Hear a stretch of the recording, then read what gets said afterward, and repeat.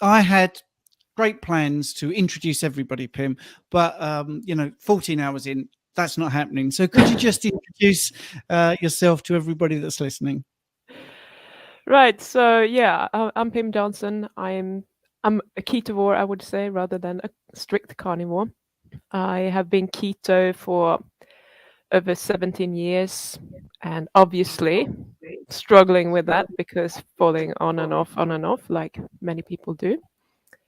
And about 5 years ago, I figured it out. I figured out what the problem was, how to sort out my severe sugar addiction, and then I started helping people do that. And I've always been into helping people do something. In the beginning, I was a personal trainer, diet advisor, eating lots of sugar on top of my healthy diet.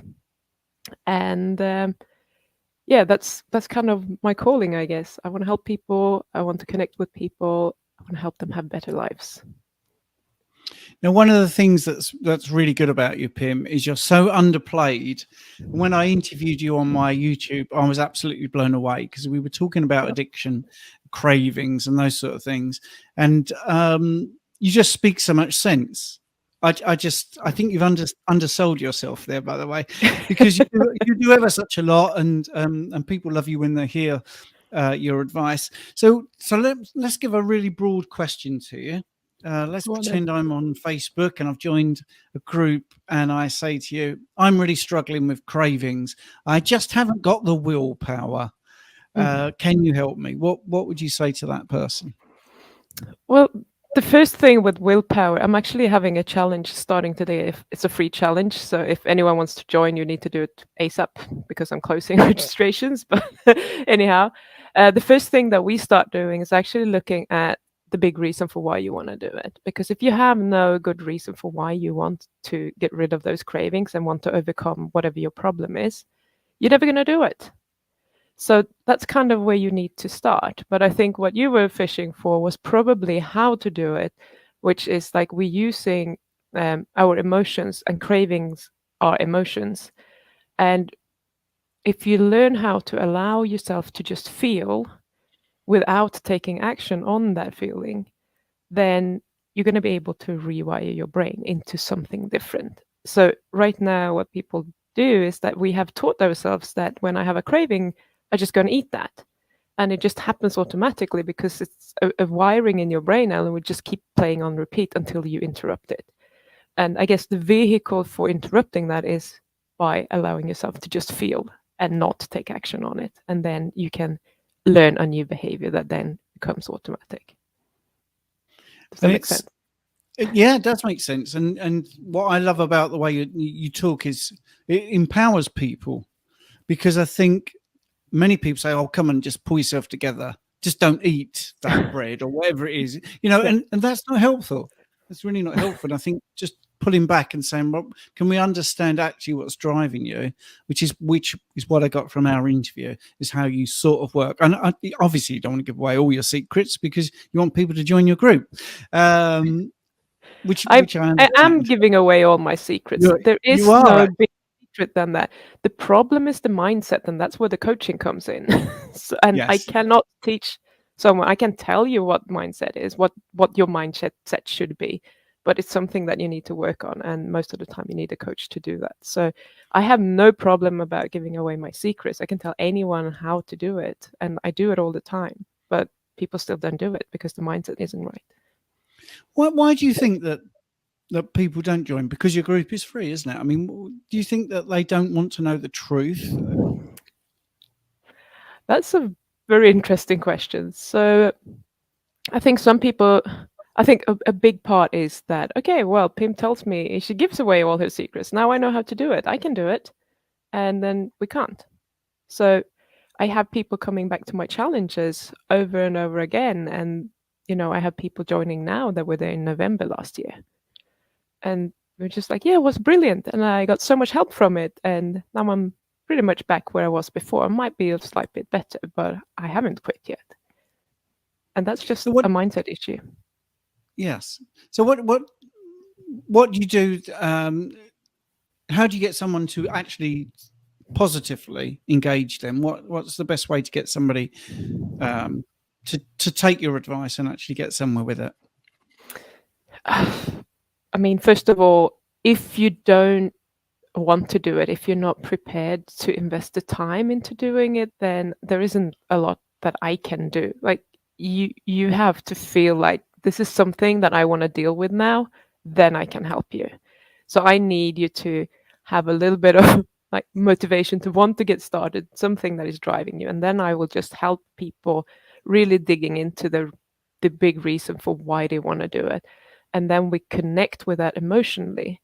And often people just tell me that, I want to lose weight or whatever it might be, or even I have diabetes or I have some autoimmune disease and I need to stop doing this because it just flares up all the time, and still they continue to do it.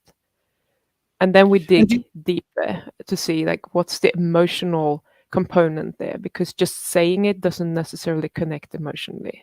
But when you start thinking about like how your life could be a lot better and what could come after that if you sort it out, that's where the key is. So the question there, which is what prompted me, I saw it in the chat there. How do you, once you feel like, I hate to use this expression, it's not particularly nuanced, you've cracked it, right? I've cracked it now. I don't need to do that. How do people keep on that track? Is it a daily, like a mantra? What do they do to make sure that not craving sticks? So I think that's a little bit different for different people. Some people, I had one client, she had a really good mantra for herself. Her mom had dementia, I think. So she was just looking at the food and she's like, I only eat brain food. That's not brain food. And that's it. It really hit something. It's like a switch. And for me, it's like I look at the food and I'm thinking, okay, is this going to be good for my health? No. Well, why would I eat it? So that's where I am now. I can rationally think about the food. Like, is this going to help me achieve my goal? Is this going to be something that will keep me healthy as I age? If the answer is no, then I just don't do it. But it takes a while to get there, because before that it's like, well, it doesn't matter. It's just a little bit. We just keep telling ourselves all these things, but a little bit just accumulates over time. And for many people in the beginning, especially, a little bit will just not be a little bit. It will be a big bit. So it will probably be a binge of some sort, which is very unhelpful. Yeah. I mean, do you feel that you've, for you personally, I mean, you said you had cravings. Do you feel that is completely eradicated from you? Or do you let me give it a better analogy. People that give up smoking, sometimes something just stops, 30 years not smoking, not at all, not cheating, and then some stress happens and the next thing you know, they're smoking. Do you feel that you can get people to a point where not even that sort of thing would happen? Or do you feel that they just got to still work on it? I'm not convinced that is like that you can get rid of it completely. Maybe that happens for some people, but I'll just share something that happened to me a couple of months ago now. I did like a healing protocol, and I think it messed with my gut microbiome, and I got insane cravings. And I haven't had cravings like that for at least a year and a half, or maybe 2 years or whatever. And I was like, what's going on? And I got annoyed. This is not supposed to be happening to me. I shouldn't have to deal with this. I've already gone through all of this. What's happening? This is not fair. All of these thoughts that my clients usually have. And I think I resisted doing anything about it. I was just like, keep pushing it away, using willpower, all the things that I teach people not to do, for 2 or 3 days. And then I was like, okay, I need to do something, and I need to really just embrace these cravings. And then it started going away. And I think this was like a stress on my system. So it changed something in my biochemistry that created those cravings. And it can be the same, obviously, with any emotional stress, a death in the family or a breakup, or, anything like that. And we just need to bring ourselves back to the knowledge that we have and sort of disengage the autopilot that wants to engage, and just do it like we do it in the beginning, and on purpose, just feel. And I got back to normal very, very quickly after doing that. It was just my resistance for several days that put me in trouble, basically. I didn't eat, by the way. Nice, simple question here. How do I join one of Pim's classes? If you want to sign up for the challenge, you can.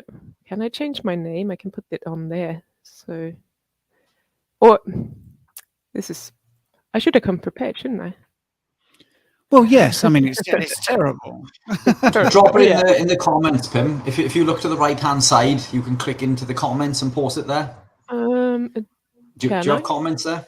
Is there a tab that says comments? No, yeah, I can read them, but I don't see any box that I can comment. No. But I was watching you on YouTube before. I just closed it down and I think, no, it's still there. Okay, I'll do that. There you go. Fantastic. It should be there. Technology. We're a bit lagging, by the way. And actually, I need to say this to people. If you type a question in and you think I'm ignoring you, just wait about 10 minutes and then I might get to your question. Pim's link is in the description on YouTube as well. So every guest, basically, there is at least one live link to get to contact them. So Rich, you were talking about addiction earlier, and we were talking about dopamine. Do you have a question for Pim? Yeah, not so much a question. It's just to come back to. Well, in fact, there's a few things. One of the things that you touched base on was the amount of members and stuff. People will appreciate it more if you charge. I know that sounds stupid, but when I'm the same, I give away free consultations. We do lots of free public speaking events, but when it's free, people don't value it. It's almost a case of when they hand something over, even if it's a token gesture. So I think that you may actually get a lot more people on board if you do charge, even if it's a token gesture of, a couple of dollars or whatever per session or per, but that's just my personal input. I think the advice you're giving out is worth a lot more than you give it credit for. Doctors earn hundreds of thousands of dollars a year or pounds, depending on which part of the globe you're from. And it's reactive, not proactive. The advice we give out, it can help with reactive, but it's also highly proactive. We change the lives of people in ways that and this is no disrespect to doctors.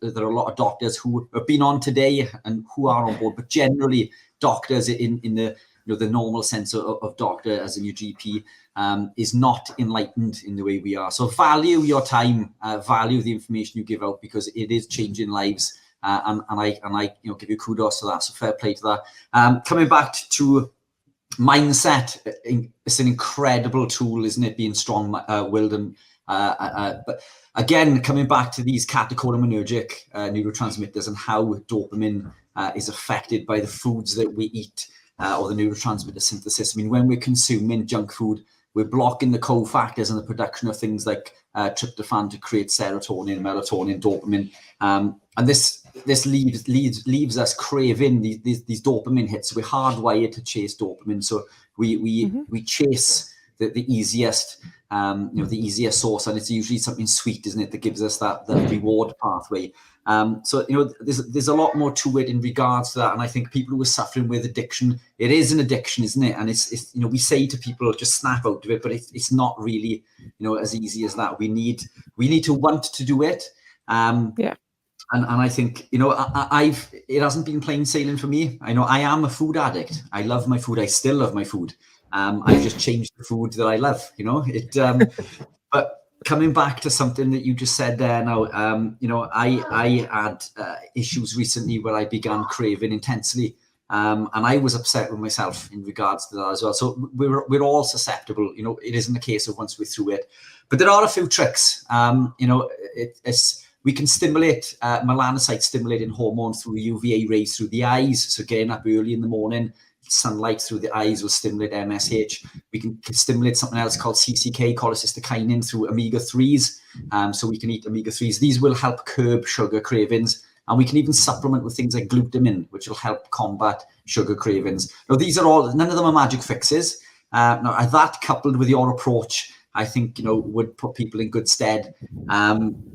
But yes, some of my two penneth there in regards to that. So love your opinion on that, but fantastic. Love the work you're doing. No, I completely agree with you. There are a lot of things like we can do for the physiological cravings. I think most of the people that I work with, not everyone, but most of them have the emotional cravings. And the addiction is fed by that emotional component, and there isn't a lot that nutrition can do about that. What I have seen, though, is that when people stay on a carnivore diet, for example, or a keto diet, is that the strength of the cravings might go down, and I'm wondering if that has mainly to do with the microbiome and maybe like brain inflammation, those kind of things. But they never really go away, and some people, they stay off for a couple of months, maybe even a year, and then they fall off, and that just leads to a 3-month-long binge before they manage to pick up the pieces and go back to what they were doing, even though they've been doing for a very long time. So that's the problem, I think, for many people. Not everyone. Oh, Steve, we can't hear you. You muted. Sorry, yeah. I think Rich mutes me secretly. Right. So, do you find that people are quite open to these ideas, or do you find they're quite protective? I don't know if you. I think you listened to my my podcast last week. Yeah. No, people are not open to realizing that addiction is not something permanent. We have been so indoctrinated. Like, everyone tells you that if you're addicted to something, addiction is an illness. You're gonna have to live with it for the rest of your life. It's just something that you're gonna have to do, and you're gonna have to abstain from your drug of choice. And if not, you are going to relapse. And that is so not true. And I have so much proof for that, not just like me and several of my clients who are living that way, because I can eat ice cream now or eat a burger or whatever, and that is not a problem. It's just eating something that is food-like, and then I go back to doing what I'm doing. It's not a problem. But there is also a lot of science behind it. It's called neuroplasticity. We rewire our brains constantly. Our brains change on a daily basis. You don't notice it day by day, but if you look back to how you were 3 years ago, you're going to be very different from how you are today. So the only difference here is that we intentionally change it to some behavior that we want. There's nothing strange about it. And I do not know why so-called addiction experts, I don't want to poo-poo on anyone, because they have a lot of knowledge. They know a lot about how the brain works and all of that. And still somehow they seem to miss this part. I'm wondering if it is that they don't trust that they can teach addicts how to do this. I wonder if that is the part that is missing, because the science is there. I don't know why we're not talking more about it. So yeah, I never was an addict because I'm not now.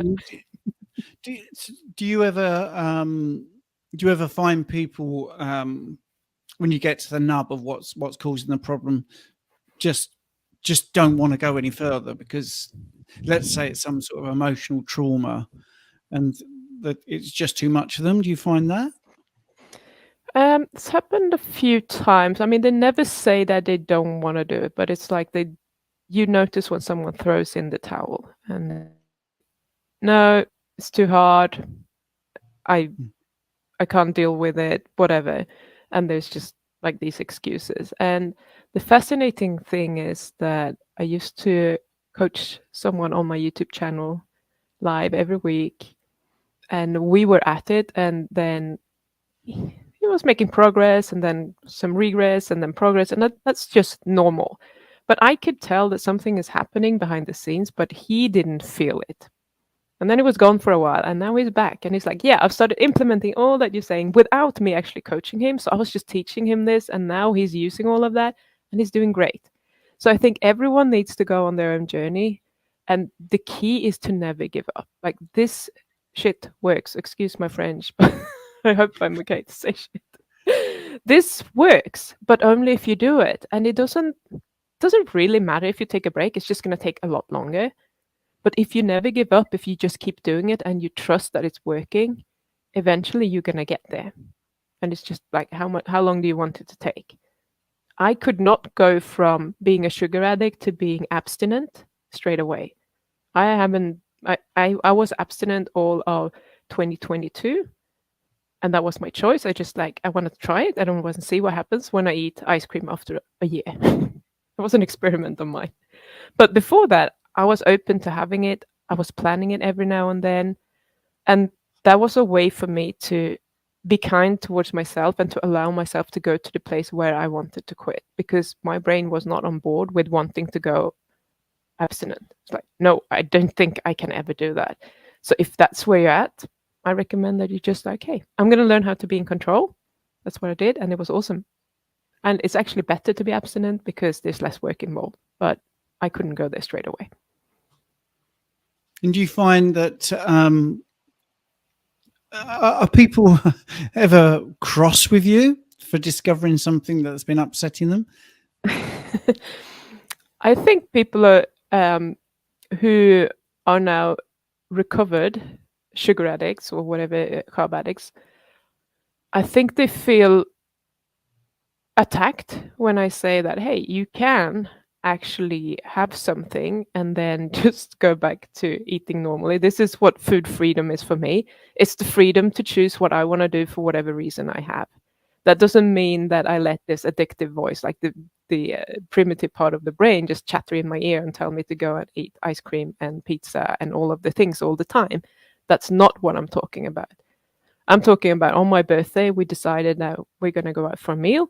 And I just said, hey, I'm going to have whatever's on the menu that I want. I ended up eating a burger with a bun. I looked at the desserts, and mind you, sugar was my thing. And I was like, I don't want any of them. And I didn't have any of them. So it's not like I have to have it and take advantage of that opportunity. It's just freedom. Like I can do whatever I want because I decided that this is what I'm doing today. The day after, I didn't have any cravings. I didn't feel bad. I was just back to normal. So it's frustrating to me when people are saying like, I can't ever have a carb again because then I'm going to go off the rails and I'm going to go on a relapse and I just have to avoid everything and I have to avoid walking past the supermarket or I'm going to go in and grab chocolate or whatever. It doesn't have to be like that. That's not food freedom to me.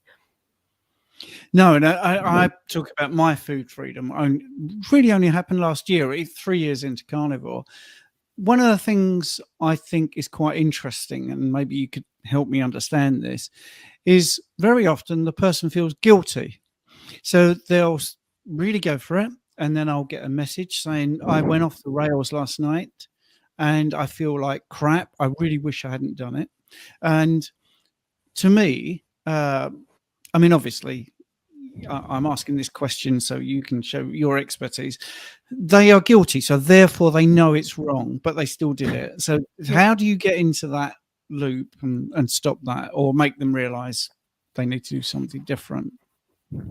I think we just need to bring in a little bit of like love and empathy for ourselves. Like we're only human. It has nothing to do with who you are, if you're a good or a bad person, anything of that sort. It's just brain programming, and your brain ran on a program and it wanted to do this thing. And for some reason you didn't pay attention and it just happened. And I think that's just part of the recovery journey. Like we need to fall off and then like, okay, what happened? And we look at it, like put on your scientist hat and just look at it. Okay, what happened? How did this happen? Right. I didn't pay attention, or I was taken by surprise, or whatever. What will I do the next time this happens? And then we just prepared. It's like when you're thinking through this whole scenario that just happened and you imagine what you will do the next time, it's like you already practiced doing it a different way the next time. So the next time you're in a similar situation, you're probably not going to react the same way. And then we sorted that out. It's like we just tick them off one by one, all the traps that we're going to go through on our journey to complete food freedom. And I don't even know. I mean, there might be a trap left for me somewhere. I have no idea. I haven't stepped in it yet, but it might happen. And if that happens, I'm going to put my scientist hat on. I'm not going to beat myself up or say, oh my God, I can't coach people because I did this or whatever. It has nothing to do with that. It's just brain wiring. Brilliant. I think your link didn't appear in the comments. Oh. That was a good 10 minutes ago, wasn't it? Yeah. Yeah. So I think it is in the description of YouTube, definitely. Sorry, Rich, you were going to say something. Yeah, no, just to reiterate a point that you made there. I mean, the word journey, that's exactly what we're on. It's a journey. there is no destination per se. And I think when we focus on a destination, then there's an end point. But this is a journey, and we fall off that wagon along the journey. And it's important for people to realize that you need to pick yourself up and get back on that wagon, because it's easy to write off on a Friday when you've fallen off the wagon. Oh, well, it's the weekend, I'll get back on it Monday. Monday never comes. And then, you're back down to square one, isn't it? So it is a journey. You're on the wagon. You're on the train, if you like. You're welcome to jump off that wagon or off that train, and welcome to jump back on it. It isn't game over when you fall off the wagon. We're all only human. I know a lot of us, within the chat and throughout today have been, quite thinking about regards to what is ketogenic, what's carnivore. We're all only human. Every one of us, even the carnivore elitists that have been commenting in the thread, every one of you have fallen off the wagon. I don't care who you are. Every one of you slips up on something occasionally. We're all only human, and that's okay. That's fine. You just pick yourself up and get back on that wagon, because tomorrow's a different day, because the journey is never ending, isn't it? Yeah. So I just wanted to add that. Brilliant, Rich. Yeah. Now, just to say, Judy Cho is in the waiting room, so I'm going to bring her in, if that's okay, and just introduce her to everyone. So, Pim, I want to thank you so much for your half hour. It's been an absolute pleasure to hear from you. Nice bit of calmness, talking about addiction, wasn't it? Lovely and calm. You've got a lovely way about you. So, and I will bring Judy in first, if that's okay, because I think it's very nice for everyone to see, pass the baton on. So, Pim, thank you very much. And hi, Julie. Hi, Judy.